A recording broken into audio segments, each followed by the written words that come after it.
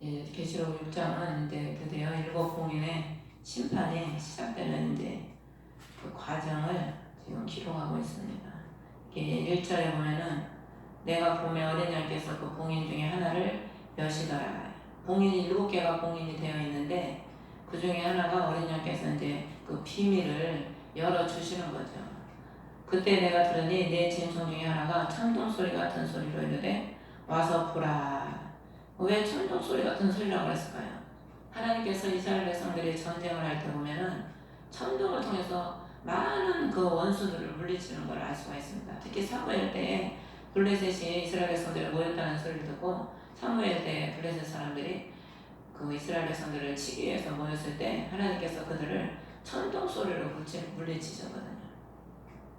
하나님이 그만큼 우리가 천둥 소리 들으면 얼마나 무섭습니까? 가끔 비바람 칠 때 보면은 천둥 막 치잖아요. 그러면 그 소리가 엄청 두렵죠. 그만큼 하나님의 심판은 우리가 상상할 수 없을 만큼 두렵다는 것을 우리에게 알려주시는 겁니다. 그러면서 와서 보라. 여기 보면은 와서 보라는 소리가 1절에도 있고 3절에도 있고 계속해서 봉인이 열려질 때마다 그 짐승이 네 짐승 중에 한 짐승이 와서 보라. 와서 계속해서 7절까지 보면 4번을 거쳐서 와서 보라고 요한에게 지금 말을 하고 있습니다. 와서 보라는 의미는 그리스도의 그 역사를 네가 와서 보고 증거하라는 거죠. 우리가 보지 않고 증거할 수 있습니까? 고기도 먹어봐야 맛을 제대로 설명할 수 있고 뭐든지 봐야 그걸 확실하게 제대로 증거를 하지요. 보지 않고 먹어보지 않은 사람이 남의 말만 들어가지고 증거하기가 힘들지요. 그렇기 때문에 우리가 예수 그리스도를 믿는 우리들은 남의 소리를 들어서 신앙생활을 하는 것이 아니고 우리 스스로 여러분 스스로 한 분 한 분이 여러분의 신랑 되신 그리스도를 여러분이 직접 만나고 가까이 그분을 체험하고 느끼면서 살아가야지요. 그래야 누가 뭐라고 해도 그 말에 치우치지 않고 넘어가지 않고 여러분들이 주님 오시는 그날까지 여러분의 신앙을 지킬 수 있는 겁니다.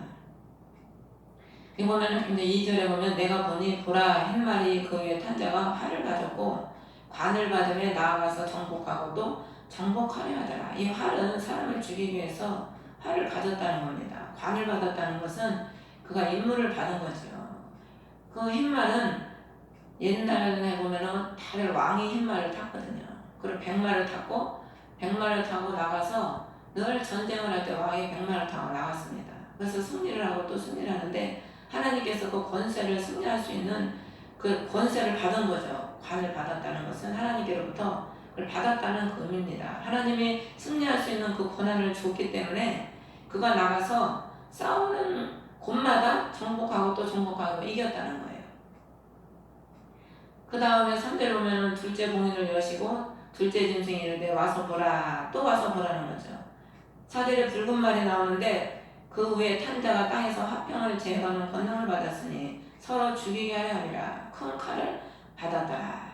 그 붉은 말이 큰 칼을 차고 있는데 화평을 제한다는 거예요. 화평의 반대는 뭡니까? 우리가 옛날에 전쟁과 평화라는 영화도 있잖아요. 화평의 반대는 전쟁이에요. 전쟁. 화평이 제해지면 오는 거는 전쟁만 오는 거죠. 우리 심령에 화평이 없으면요 누구하고도 부딪혀요. 내 심령에 그리스도의 화평이 없으면 별것도 아닌 건데 내 마음에 안 들어. 마음에 안 들면 불만이 생기고 불만이 생기면 어떻게 합니까? 말이 곱게 안 나가요. 사람이. 그러다 보면은 서로 부딪히는 거예요. 부딪히다 보면 뭐 전쟁이 일어나는 거죠. 하나님 화평을 제해버리시면 전쟁밖에 일어나는 게 없습니다. 전쟁밖에. 전쟁이 일어나면 서로가 죽는 거죠. 전쟁이 일어나서 좋은 거 있습니까? 전쟁이 일어나면 서로가 죽고 서로가 무너지는 것밖에 없죠. 5절에 셋째 봉인을 여시니까 셋째 짐승이 또 와서 보라. 이 와서 보라는 것은 반드시 네가 보게 될 것이다라는 그런 의미도 있습니다. 반드시 하나님 말씀은 이루어진다는 것이죠. 그러면서 검은 말인데 그 위에 탄 자가 손에 저울을 가졌더라. 그래서 6절에 보면은 또 내가 들으니 네 짐승의 한가운데 한 음성이 있는데 1데나리온의 밀 한대요. 1데나리온의 보리 속대로다. 1데나리온이 노동자의 하루 품값입니다. 밀 한 대라는 것은 우리가 노동자들이 하루에 먹는 그 쌀의 양이 한 대가 1kg죠. 근데 1데나리온에 밀이 한 대고 보리가 석 대라는 거예요. 이것은 당시 일반적인 가격에 비해서 8배가 더 높은 그런 금액입니다. 기근이 오면 곡물값이 비싸지죠. 전쟁이 일어나는데 뭐 나만 하는 게 있습니까? 나만 하는 게 없지요. 곡물이 비싸지면 그만큼 이제 먹기가 힘들고 많은 돈이 필요하게 되는 거죠. 그런데 주의하여 그 가운데서 짐승 하나가 기름과 포도즙은 해치지 말라. 그 기근 가운데서도 하나님을 기쁘시게 하는 그 사사기에 보면은 그 비유를 하죠. 그 기드온의 막내 아들이 도망가서 그 산 위에서 비유를 하잖아요. 기름 무화과 포도 그 여러 가지 나무 비유를 하면서 기름은 하나님과 사람을 기쁘게 하고 포도주도 하나님과 사람을 기쁘게 하는 게 포도주거든요. 기름 기도하는 사람, 포도주는 그리스도를 기쁘게 하는 자. 기도하면서 하나님을 기쁘게 하는 자는 어떤 기근 속에서도 주님께서 지켜주신다는 거죠. 그 8절에 보면은 내가 보니 보라 창백한 말이라 그 위에 탄 자의 이름은 사망인데 지옥이 그와 함께 따라다니더라. 화평이 재해지니까 전쟁이 오고 흰말이 나가서 전쟁을 일으키는 거죠. 전쟁이 화평이 재해지니까 또 붉은 말이 나가서 전쟁을 일으키고 사람들이 서로 죽이게 만들고 5절에 사람들이 전쟁이 일어나니까 기근이 오는 거예요. 기근이 오니까 많은 곡물이 6절에 비싸지고 그 가운데서도 하나님은 당신의 백성들은 해치지 말라. 아직 지키라는 거죠. 그리고 나서 사망이 오는 거예요. 사망. 결국에는 마지막은 사망이 오는 거죠. 근데 그 사망의 뒤에 뭐가 따라다니냐? 지옥이 따라다니는 지옥. 우리가 예수님을 믿지 않고 죽으면 그 따라오는 게 어딥니까? 지옥이잖아요. 바로 지옥으로 떨어져요. 그들이 땅의 4분의 1을 다스릴 권능을 받아 칼과 굶주림과 사망과 땅의 짐승들로 죽이더라. 이거 7인째는요 4분의 1을 죽이는데 지금 이제 이 네 말을 통해서 4분의 1을 죽인다는 거예요. 근데 이제 다음에는 6나팔이 나오죠. 7나팔. 7나팔 때는 4분의 1이 아니고 3분의 1이 죽어나가요. 자연도 그렇고 사람도 그렇고 3분의 1이 죽어나갑니다. 그러니까 갈수록 이제 더 많은 사람이 하나님의 심판에 의해서 죽어나가는 걸 의미하죠. 인류는 우리가 성경을 봐도 그렇고 인류는 크고 작은 전쟁의 역사입니다. 전쟁의 역사. 구약에 보면은 다 전쟁의 역사잖아요. 사사기부터가 아니고 이스라엘 백성들이 애굽에서 나오고 나서 광야에서 아말렉과 싸우고 여호수아가 뭐 했습니까? 저기 가나안 땅에 들어가서 전쟁만 하다 인생 보냈어요. 사사기를 보면은 다 전쟁이에요. 전쟁. 사무엘상하도 보면은 사울의 전쟁, 다윗의 전쟁, 다 전쟁이에요. 전쟁. 또 우리가 영적으로 보면은 그 에베소서에 보면은 우리의 싸움은 혈과 육이 아니고 하늘의 어둠의 권세자들과 원수 간의 싸움이죠. 성경이 그걸 말하고 있는 거거든요. 싸워서 이기는 자는, 승리하는 자는 하나님의 일곱 계획에 주신 그 축복을 누릴 것이요. 내가 싸워서 승리하지 못하면 그걸 누릴 수가 없는 거죠. 신앙생활은 하루하루 자신과의 싸움이고 원수와의 싸움이거든요. 우리가 가만히 있는다고 주님이 다 해주시는 건 아닙니다. 우리가 어느 정도 내가 노력도 해야 되고 내가 이기고도 이기게 되고 내가 할 거는 해야지 그냥 주님이 그냥 가만히 주님만 부른다고 주님이 다 해결해 주시는 건 아니거든요. 세계 인류가 전쟁의 역사지만은 우리가 잘 알다시피 큰 전쟁이 2개 있었잖아요. 1차 전쟁, 세계 2차 전쟁, 2차 대전쟁. 그 전쟁을 통해서 많은 사람들이 죽어나갔죠. 특히 제2차 세계대전에는 핵이 터지고 신무기로 인해서 더 많은 사람들이 죽어나갔습니다. 특히 2차 세계대전에는 여러분이 다 알다시피 독일이 일으켰잖아요. 히틀러가. 그 유태인들이 600만이 학살을 당했거든요. 가스실에서 죽고 실험에서 죽고 600만이 죽어나갔는데 그런데 하나님은 전쟁은 여호와께 속했다고 그랬거든. 하나님의 허락 없이는 참새 한 마리도 땅에 떨어지지 않는다고 했습니다. 하나님은 그 전쟁의 역사를 통해서 제가 뭘 깨달았냐면 하나님의 말씀을 이루시는구나. 하나님의 뜻을 이루시는구나. 그 1차 세계대전을 통해서 원래 이스라엘 땅을 그 오스만 투르크라고 그러나 그 옛날에 이슬람의 원조인데 그 사람들이 지배하고 있었는데 그 1차 세계전쟁을 통해서 영국이 그 땅을 지배하게 돼가지고 많은 이스라엘 백성들이 그 영국으로 돌아가게 된 거예요. 자기 땅으로. 영국이 그 땅을 지배하게 됐으니까. 영국이 기독교 아닙니까? 그러니까 많은 이스라엘들이 뿔뿔이 흩어졌던 그 많은 이스라엘 백성들이 고향으로 돌아간 거예요. 그 이스라엘 백성들이 땅을 잃고 몇백 년에 2000년, 1900년 가까이를 살면서 10가지를 하나님께 기도를 했대요. 하나님이 그걸 다 이뤘다는 거예요. 마지막 이루시는 게 이제 제3성전. 그들이 10가지를 기도했는데 그게 한 가지가 뭐냐면 시온으로 돌아가자. 그 유대인, 그 많이 흩어져 있던 유대인들은 그 긴 세월 동안에도 자기 고향 시온으로 돌아가게 해달라고 기도를 했다는 거예요. 하나님 앞에. 그 약속, 하나님의 약속을 붙잡고. 그 하나님이 때가 되니까 그 세계 2차 전쟁을 통해서 그 이스라엘 땅을 다스렸던 그 사람들이 저 짐으로 인해서 영국이 그 땅을 지배함으로 이스라엘 백성들이 그곳으로 돌아간 거예요. 자기 본토로. 그리고 2차 전쟁을 통해서는 그 많은 유대인들이 학살을 당해서 세계 그 많은 나라들이 그 유대인들을 이스라엘을 불쌍하게 생각하고 국률하게 봐서 그 나라의 독립을 허락해 줬다는 거예요. 그 많은 유대인의 희생을 기억해서.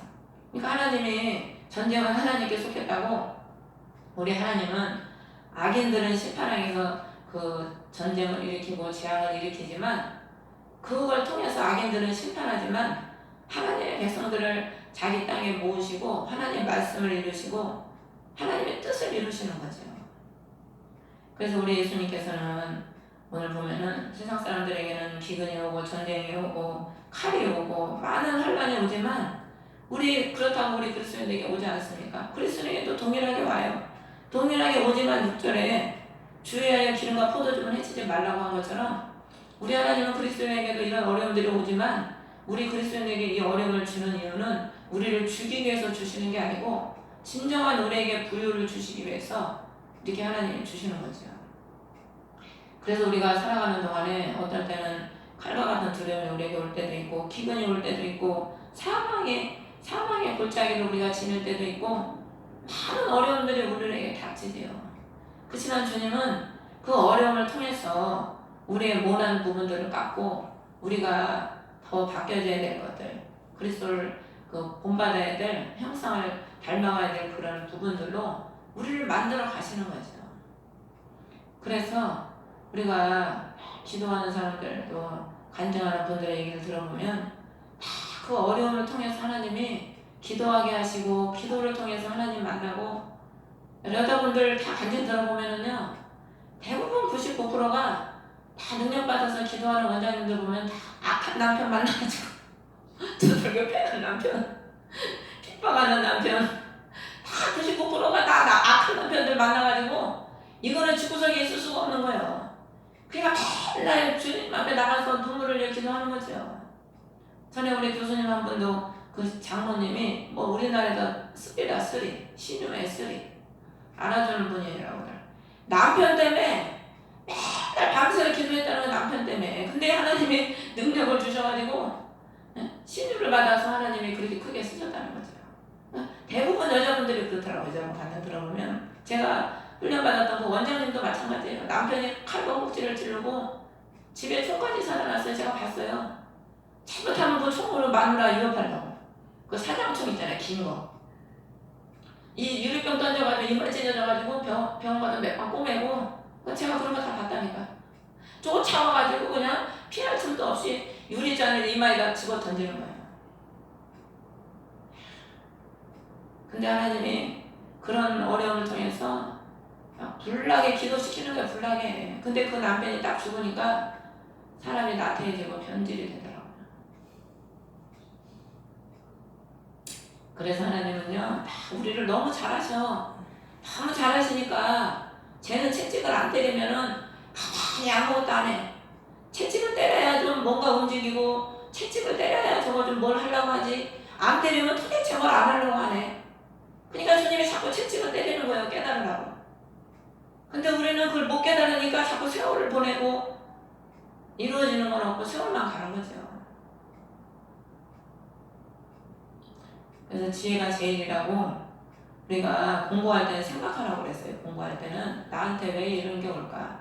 물론 하나님이 그냥 밟으실 때는 뭐 그런 거 생각해도 뭐 하겠습니까? 주님이 밟는 기간인데 밟혀 있어야지. 밟는 기간에는 어쩔 수 없어요. 그냥 밟혀 있어야지. 나 죽었어 하고 자존심도 내려놓고 살으면은 힘들어. 그냥 밟으면 밟아 있어야지 덜 힘들지.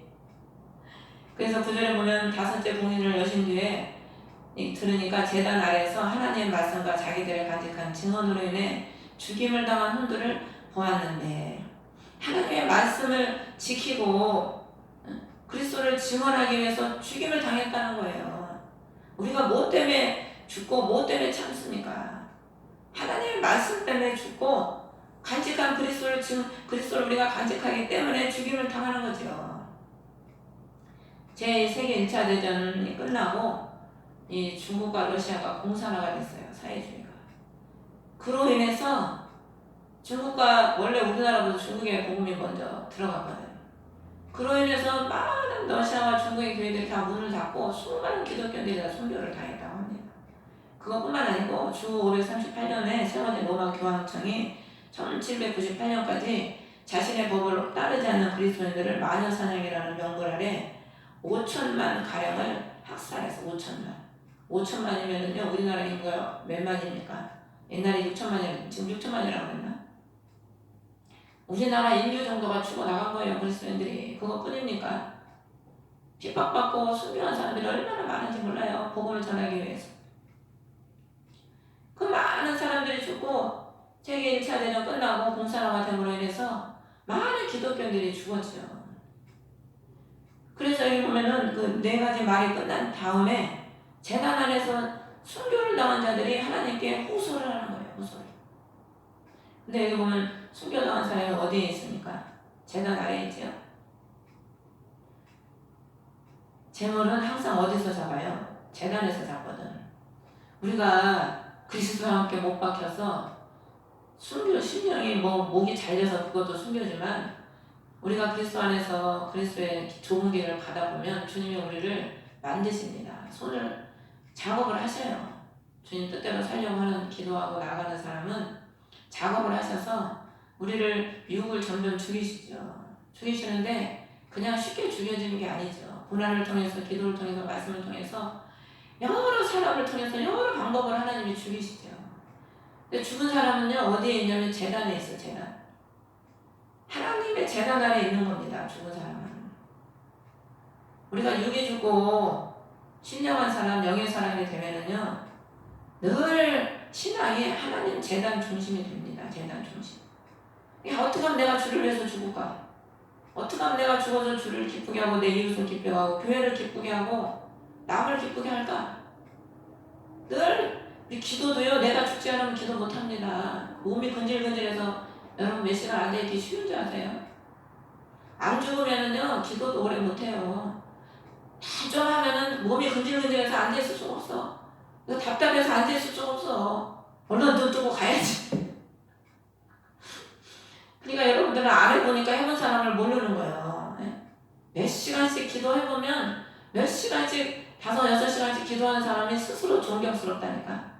근데 안 해보니까 그게 얼마나 힘든지 모르니까 기도 많이 하는 사람들이 별볼일 없게 보이는 거죠. 아이고 뭐 끝까지 그 옛날에 선수가 1시간 30분 기도하다 1시간 하니까 얼마나 힘든지 아냐고. 안 해보면 모르는 거야. 안 해보면. 죽으면은요 간증을 합니다. 하나님이 나에게 주신 말씀을 죽은 사람은 간직하고 그리스도의 증언을 간직하고 늘 제단에 중심된 삶을 살죠. 그래서 교인들도 죽은 사람은 하나님의 집에 예배에 안 빠지고 다 교회 중심으로 예배 중심으로 하나님을 기쁘시게 하는 그 중심으로 그 살아가죠. 자기 개인의 위주로 사는 게 아니고 늘 제단 아래의 중심으로 살아가는 거죠. 그래서 안나가 과부가 돼서 평생을 하나님의 집에서 금식하며 기도하면서 평생을 보내잖아요. 초림 예수님을 딱 두 사람만 봐요. 안나와 시몬.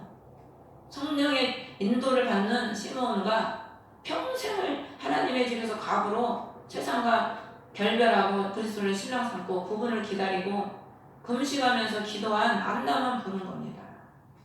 아무나 다 알아보는 게 아니에요. 재림 예수님도요, 아무나 다 보는 게 아닙니다. 그리스도를 기다리고 세상과 결별하고 그리스도를 내 신랑으로 삼고 주님을 기쁘시게 하는 삶을 사는 자가 그분을 만나는 거지, 살아서 유리사살 펄펄 살아서 자기 뜻대로 살다가 주님 만나기 힘들죠. 그래서 그들이 큰 음성으로 10절에 보면은 거룩하고 진실하신 주여 땅에 거하는 자들을 심판하사 우리 피에 대한 원수를 갚아주지 아니하신 일이 얼마나 더 지속되니까. 재난 아래서 하나님께 호소하고 있다는 겁니다. 순교자들이. 오늘날에도 우리가 기도할 때 하나님 앞에 신원해달라는 기도를 많이 하잖아요. 주님 위해서 그만큼 많은 땀과 눈물과 헌신과 희생을 한 사람은 그 기도가 절로 남아요. 살아있을 때도 하나님, 내가 지금까지 헌신하지 않았습니까? 주님 위해서 내가 땀 흘리고 피땀 흘리고 살지 않았습니까? 하나님 그것을 갚아주시라고 그 기도가 절로 나와요.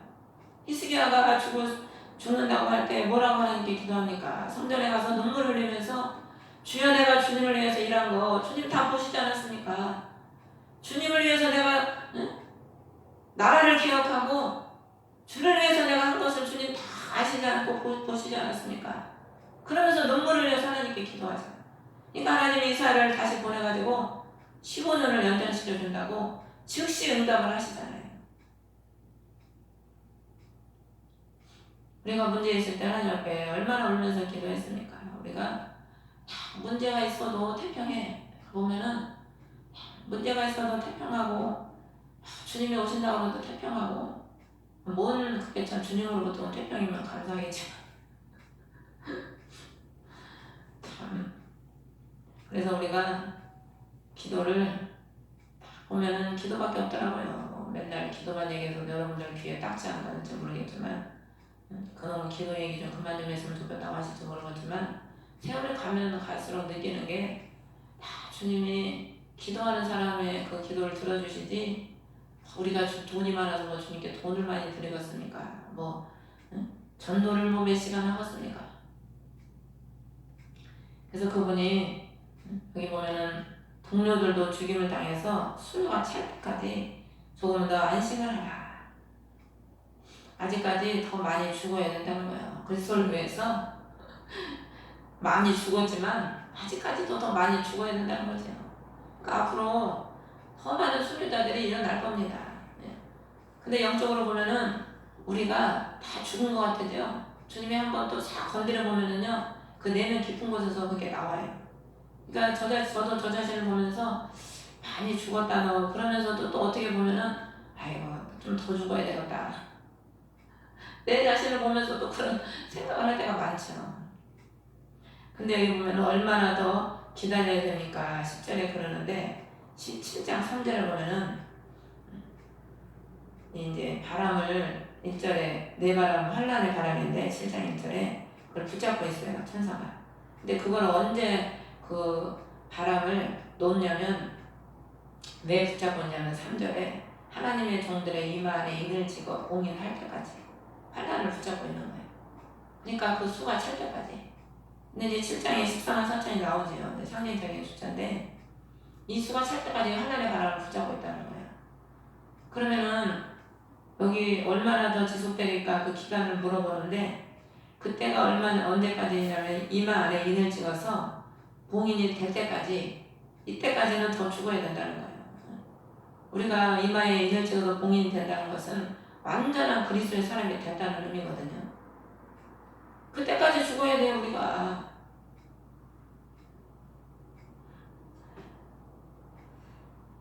존 파이폰가 내가 우리 선생님한테 한번 들어보라고 보내줬는데 들었는지 어쩐지 모르겠는데, 그분이 목회를 한 1000명 교회에 목회를 하셨는데 64세가 되도록 부인하고 트러블이 생기는 게 해결을 못하니까 1000명 목회를 하면서도 목회를 30년 가까이 하고 그렇게 유명한 분인데도 그게 해결이 안 되더래요. 그래서 교회한테 얘기를 해서 7개월 동안 휴가를 내셨대요. 그걸 고치기 위해서. 그래서 말씀을 통해서 그 문제가 뭔지를 말씀을 통해서 사도 바울 서신서를 보면서 깨달았다는 거죠. 자기는 하나님이 때가 되면 다 고쳐줄 줄 알고 있었다는 거예요. 30년 동안. 근데 안 고쳐지더라는 거예요.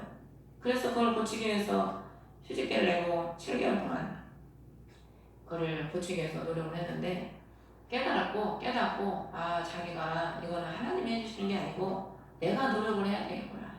그래서 자기 안에서 그런 게 올라오면 자기가 이 혼아 그쳐라 그러면서 외쳤다는 거예요. 혼아 그쳐라. 그러면서 자꾸 그 반복을 하면서 자기를 훈련시키니까 그 문제가 해결되고 10년을 부인과 화평하게 그 뒤로는 지냈다는 거죠. 74세인데. 제가 그 말을 듣고 저도 그런 걸 체험을 했었거든요. 전에 막 분이 올라오는데 제가 그거를 엄청나게 참았죠. 막 분이 올라오는 거를 너무 참고 말을 안 했는데 그날 저녁에 기도를 하는데 성령께서 그렇게 기뻐하시더라고. 그러면서 네가 그걸 참았던 거 그거를 굉장히 하나님이 기뻐하시면서 칭찬을 해주시면서 굉장히 성령께서 기뻐하시더라고요. 그래서 우리가 보면은 그냥 가만히 있는다고 다 주님이 해주시는 건 아니죠. 우리가 노력할 건 노력을 해야 되고 우리가 할 건 해야 됩니다. 그래서 하나님이 에덴 동산에서 선악과를 만들어 놓으시고 그냥 그러면은 그냥 인간을 로봇처럼 만들어 놓으시고 그냥 못 따먹게 그냥 다 해놓지. 왜 따먹지 말라고 명령하시고 그냥 내비두셨을까? 우리한테 자유 선택의 지를 주는 겁니다. 우리가요, 여러분들에게 지금 하나님이 선택의 기간, 선택의 시간을 다 주시는 거예요. 인생 한 번이잖아요. 다시 오는 거 아니거든. 선택의 기간, 시간을 주는데 여러분들이 무엇을 선택하냐에 따라서 여러분의 인생의 결과가 나오고 여러분의 삶의 질이 다 달라지는 겁니다. 그러니까 하나님이 내게 지금 무엇을 원하는지를 그걸 먼저 잘 깨닫고 그것을 위해서 힘쓰고 애쓰고 노력을 해야 되는 거죠. 죽으면 안식이 와요. 안 죽으니까 우리가 안식이 안 오는 거지. 이 샬롬이라는 뜻이 원수를 다 물리치면 샬롬, 평화가 온다는 뜻이랍니다. 샬롬의 그 원 뜻이. 근데 우리가 아직 안 죽으니까 평강이 안 오는 거예요. 돈이 없으면 걱정돼. 아주 안 죽었어, 덜 죽어서. 누가 뭐라고 하면 분이 막 올라와. 이게 덜 죽어서 그런 거거든. 완전히 죽으면 다 그냥 맡겨버리죠, 다. 근데 그렇게 되기까지가 쉬운 게 아니죠. 수많은 시간과 어려움 속에서 하나님이 굴리고 또 굴리고 집어넣었다 뺐다 그 쇠 연장을 만들 때 대장장이가 불에다 수없이 집어넣었다 뺐다 하면서 두들겨 패듯이 수없는 연단과 고난 속에서 하나님이 불같은 시험 속에서 만드시지요. 그래서 12절에 보면 여섯째 봉인을 여신 뒤에 보라 큰 지진이 나고 해는 머리돌로 다 성목같이 붉게 되고 다른 피같이 되고 13절에 하늘의 별들은 무화과 나무 광풍에 흔들려 설익은 무화과 떨어진 같이 땅에 떨어졌다. 여섯째 봉인 때는 다 빛이 사라진다는 빛이. 마지막 때는 이제 예수께서 죽으실 때 해가 빛을 잃었다고 그랬죠.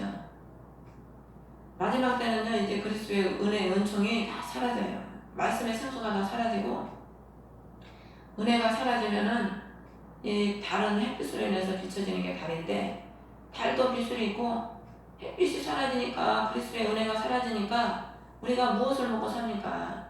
그리스도의 은혜를 먹고 살잖아. 별은 하나님의 백성 주의 종들을 의미하거든. 근데 하나님의 은혜를 잊지 못하면 다 무화과 나무는 부활과 소망입니다. 이스라엘 백성의 상징이지요.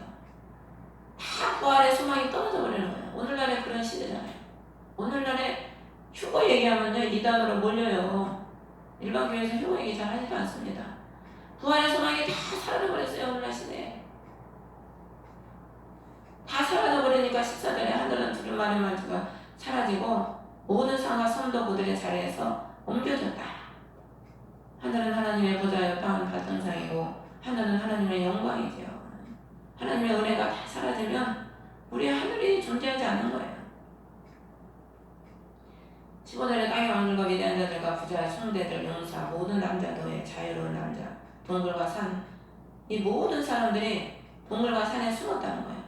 그러니까 모든 신분을 막론하고 뭐 힘 있는 자든 존귀한 자든 모든 자들에게 하나님의 심판이 다 임한다는 거죠. 그들이 하나님의 심판이 너무나 두려워서 다 숨는다는 거예요. 그러면서 16절에 상과 바위들에게 우리에게 떨어져 왕자에 앉으신 분의 얼굴에서 어린 양의 진노에서 우리를 숨기라.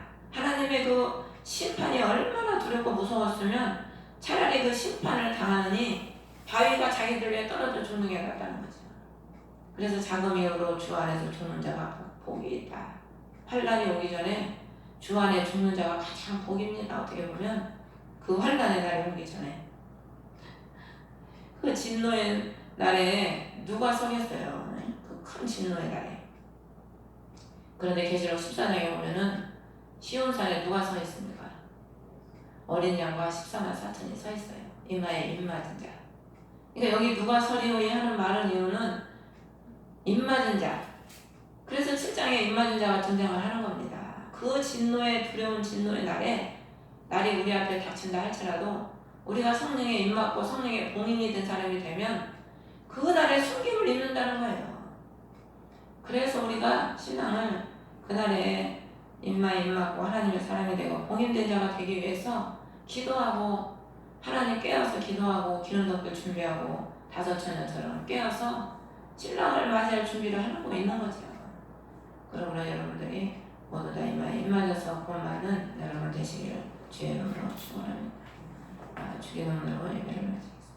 하늘에 계신 우리 아버지 이름의 거룩히 여김을 받으시오.